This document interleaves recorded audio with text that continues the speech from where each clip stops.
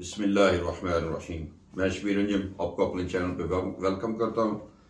और मेरा शाम का डिनर रेडी हो गया है, मेरे सामने पहुंचा है।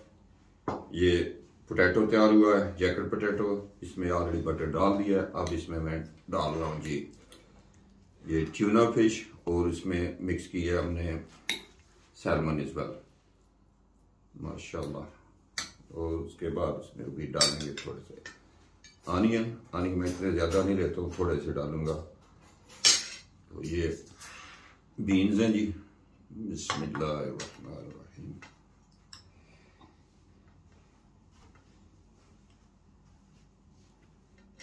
और अब जी डाल रहा हूँ इसके ऊपर चीज़, मज़े मज़े की चीज़। ये हो गया जी मेरा खाना तैयार।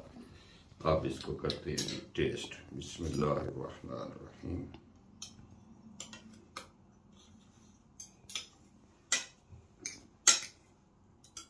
बिस्मिल्लाह।